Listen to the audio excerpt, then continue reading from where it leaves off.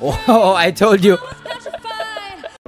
What's poppin', everybody? Is your boy David again, and I'm back with another video today. If you guys are new to my channel, please do subscribe to my YouTube channel, like the video, and comment down below. So for today's video, I am back with another Queendom Divas reaction video. Yes, you heard that right. So this was this premiered last November 5, 2023. So this is their latest performance, All Out Sundays, and I'm very excited kasi nga nawala yung internet ko, kaya hindi ako nakakapag-upload ng reaction videos, no? Kasi nakadata lang ako the past week. So today I'm excited, no? I'm really excited. Tamang-tama eh. Kagabi when I uploaded ASAP Champions and GMA, no? Christmas Station ID. And then pagkagising ko, I was checking comments, no? Nakita ko to sa recommended videos na it was uploaded under GMA Singers na YouTube channel. So I am so excited. So with no further ado, let's jump right into the video. And make sure naka-follow kayo sa akin sa Facebook, David Lanyas, and on Instagram, RealDavid_29. Okay, so let's begin. Let's go, baby. Let's go. Oh. Parang intro ng concert. Oh, galing ng dancers.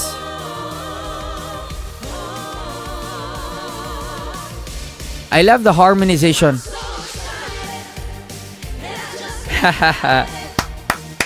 I love the energy.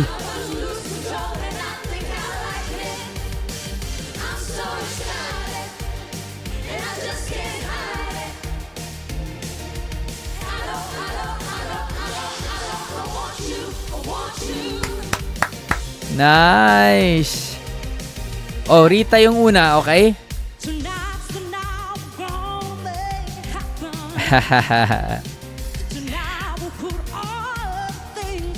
Indeed, this is a concert vibe talaga na production, no? I love the intro kasi most of the time sila lang diretso, no? So this production actually had dancers, no, to make it more lively and to make it more of like an production sa isang concert talaga. So I think that they are concert ready already, okay?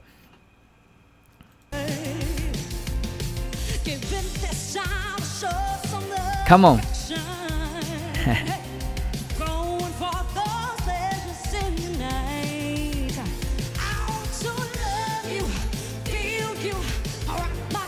Hey.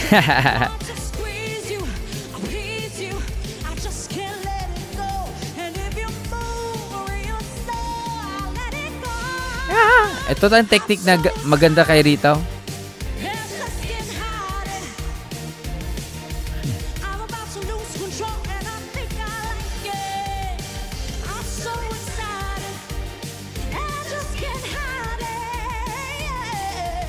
Woo! I love that run.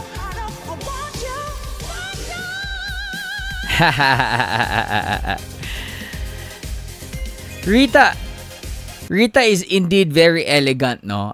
Kahit minimal lang yung movements niya, hindi siya ganun kahataw like, you know, the dancers. Pero kasi yung aura kasi niya is already like it will really catch your attention, no? Parang hindi na siya kailangang like too much effort in terms of dancing, because sa boses pa lang niya and sa character niya or persona when she sings you know, songs na kinakanta niya, talagang nagre-reflect na yung personality niya na doon. So she doesn't need to like sobrang hataw-hataw. Oh, baby Hannah, let's go. Hey, oh, sexy naman ito.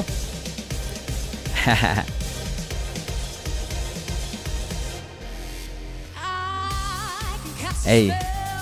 Woo.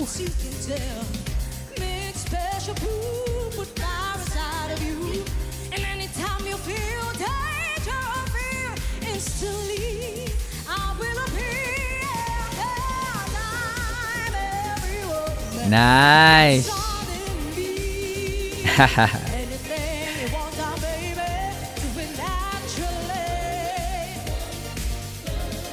talagang they chose songs, no, na yung classic na mga diva-ish na mga kanta, no, na talagang it would make them look like, you know, diva talaga, no, and it's very classic and elegant, na hindi puchu-puchu na mga diva-diva lang, no, not like yung diva na like puro birit lang, no.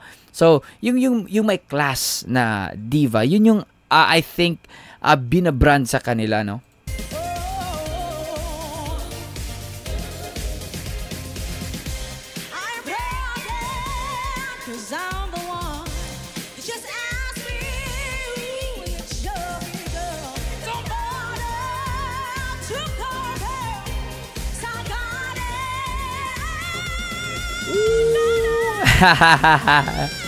Woo!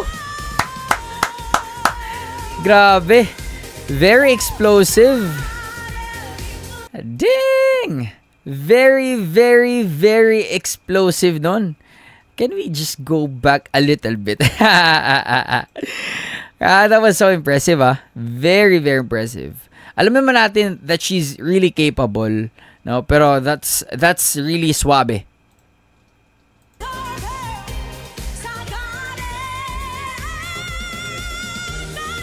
Akala ko dyan lang. Woo!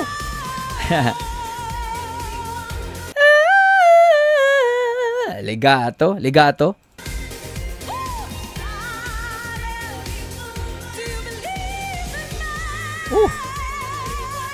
Ganda nung ano.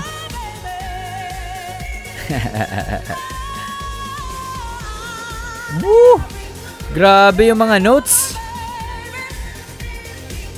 Low-key, actually, Hana, aside sa control, aside sa technique niya, low-key, she's really, ang sharp ng ano niya, ng pandinig niya, no? Almost, siya pitch perfect siya, no? Isa siya sa mga divas sa Queendom, or let's say, in general, na mga singers dito sa Pilipinas, na nasa TV, no? Na, hindi mo maririnig na, you know, sa live na nafa-flat, na siya sharp, no? There are mga singers na magagaling na medyo prone sa ganun, pero I think that siya talaga is very minimal yung mga mistakes na ganun kay Hana.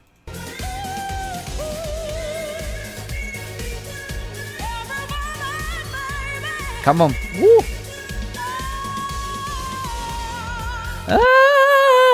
I love that one. Eto pa isa. I love her look. Bumagay sa kanta.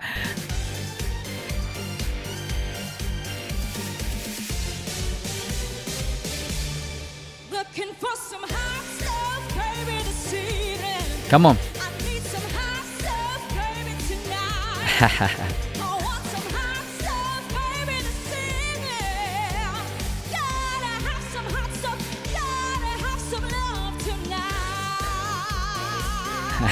Bumagay yung kanta sa kanya kasi sa vibrato niya, and she's also very good when it comes to bending notes, and you know yung pag-sustain ng notes na may vibrato or may bend, no?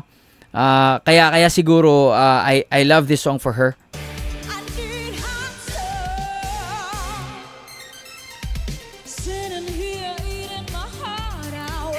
Come on. Oh, di ba?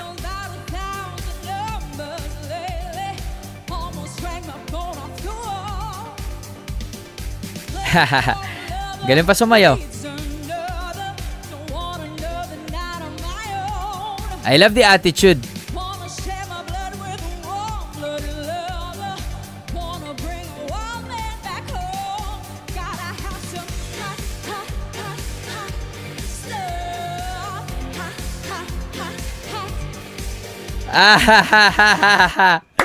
I love it. I love the projection. Ganun dapat, no? aside sa magaling ka kumanta, dapat you really have, and bagay sa kanya yung mga ganitong projection sa facial expression, bagay sa kanya kasi medyo sexy kasi yung niya, yung dating niya, no? Ulitan nga natin yan. Tingnan nyo, ayan, no? Nice. Ay, sorry.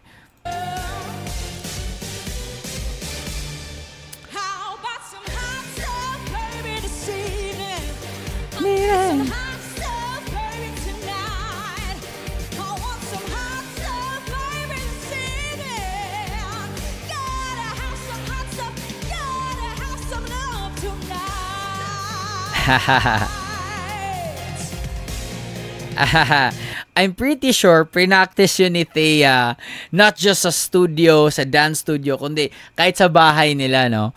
Pre-practice niya talaga yung choreography kasi 'di ba minsan dahil nga din sa excited tayo, and maybe this is something new to her na talagang she has to perform more in dancing than singing kasi nga magaling na naman sila sa kantahan. So, I think na pag ganung mga choreography na, hindi ganun ka like hip-hop, but yung mga gesture sa kamay, no, mga ganun.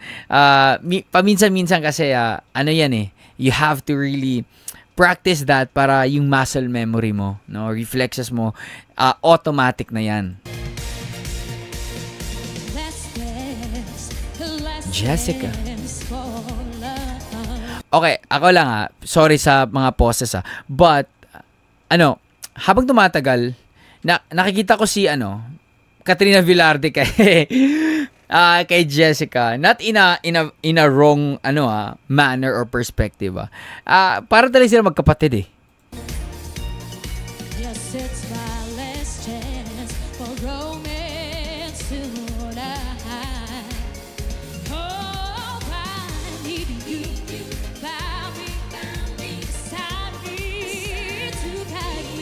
To hold me, to scold me, 'cause when I'm there, I'm so bad. So let's dance, the last dance. Let's dance, the last dance. Let's dance, the last dance tonight.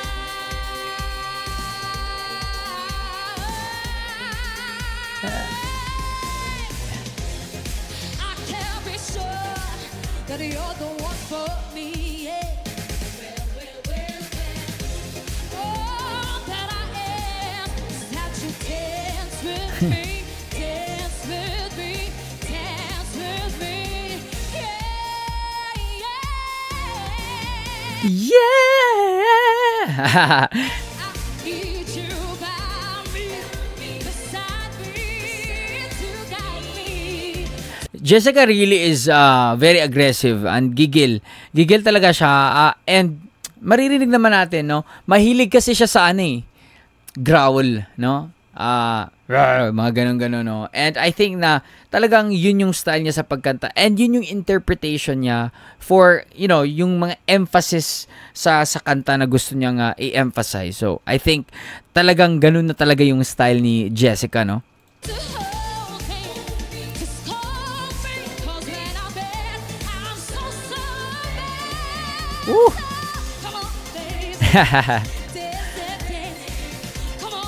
Effortless talaga yung niya, no? High notes.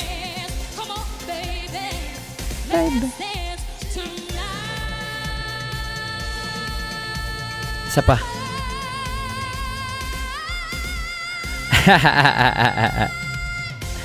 Grabe. May pahabol sa dulo. Who's next? Oh, Marian. Hey.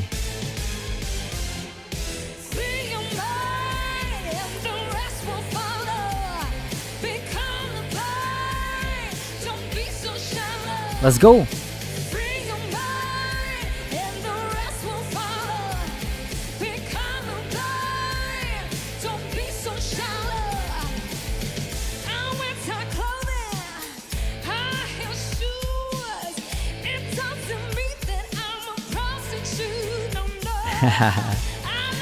Galing din yung projection ni Marian. Gagaling, grabe siguro yung ano nila practice, no? Kasi malapit na yung concert nila eh.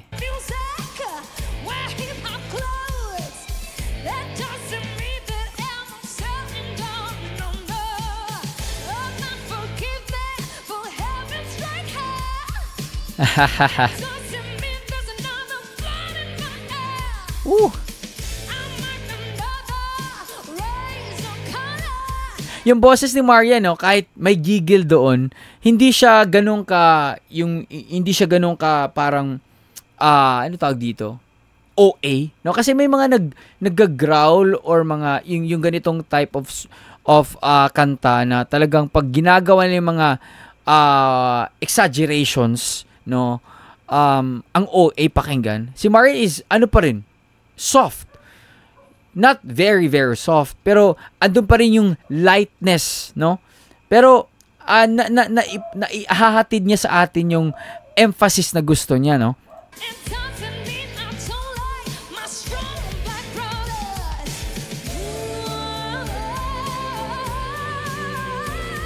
Oh?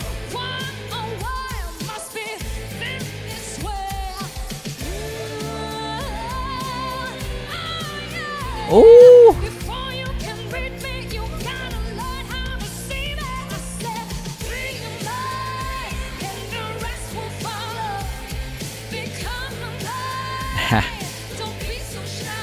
Ito yun. Ito yung ano, kasi iniisip ko, ano siya eh, very controlled niya, yung giggle niya. Namamaneuver niya in a, talagang kontrolado niya. Kaya hindi naging OA, no?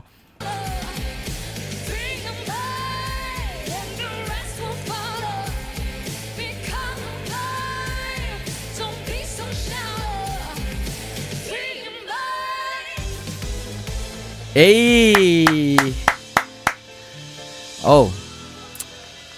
First I was afraid, I was petrified. Feeling ko lang thinking kasi, may ganun eh, may run sa piano eh, no? Tingnan natin kung tama ba.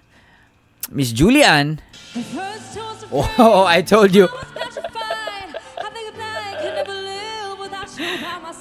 I told you. Sa run ng piano eh. Kiliti doon. Sige, ulitin natin. Ayan o. Ayan o. I was petrified. I think I could never live without you by my side. But then I spent so many nights thinking how you did me wrong, and I grew strong. And I learned how to get along. So you're back. I love this.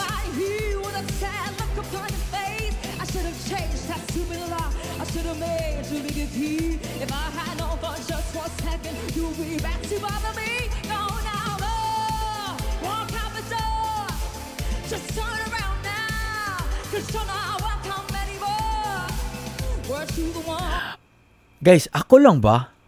Habang tumatanda si Julian, mas lalo siyang gumaganda. Para siyang si Bea Alonzo. You know, when Bea Alonzo was younger, just very young in the industry, di talaga ako nagagandahan sa kanya. Like, kahit pa nung sila pa, yung Popoy at Basha, yung time na yun, hindi talaga.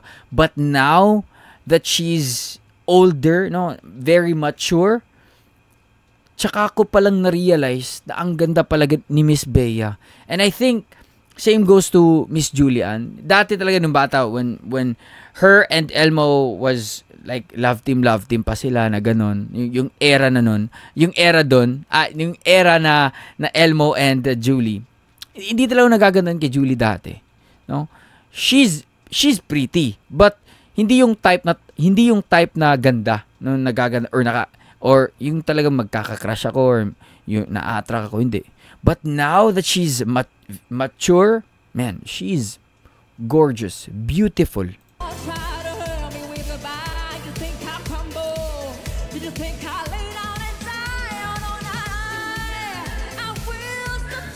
I will. Nice.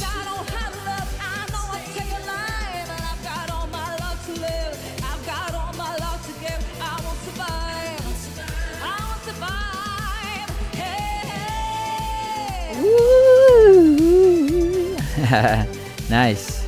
Ayan, oh. Galing pa naman sumayaw nito. Ah.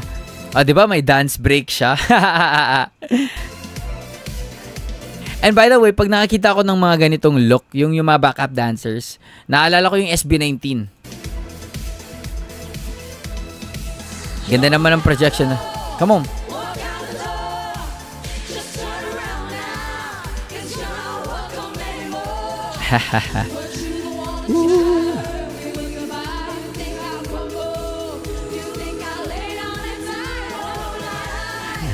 Hataw na hataw eh. Ito na masasabi ko sa Queendom. I love you all. Ang gagaling nyo.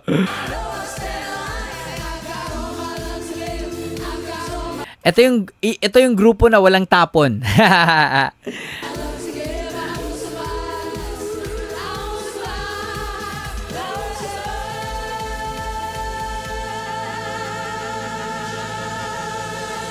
Bam. Nice. Okay guys. Alam niyo ba kung anong unique dito sa Queendom?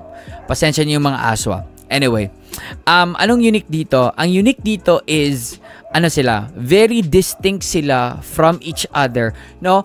Isa-isa sa kanila, may kanya-kanyang style, may kanya-kanyang beauty, may kanya-kanyang strengths, no? May kanya-kanyang ano talaga, aura on stage, no? So I think that this group is really versatile individually and as a group kasi napatunayan din nila na they can really adjust to whatever production, whatever kind of genre or tema ng mga like medleys na ginagawa nila, no? From classic to modern, from pop to hip hop, ballad, diva, belting and all. So I think that they got it all, no?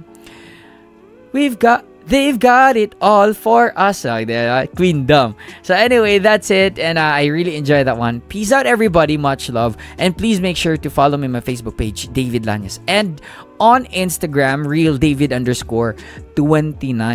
Okay? And on TikTok, the same username, the same. Makikita nyo dun. Mukha ko. So yeah. God bless everyone. I'll see you guys on my next video. Peace.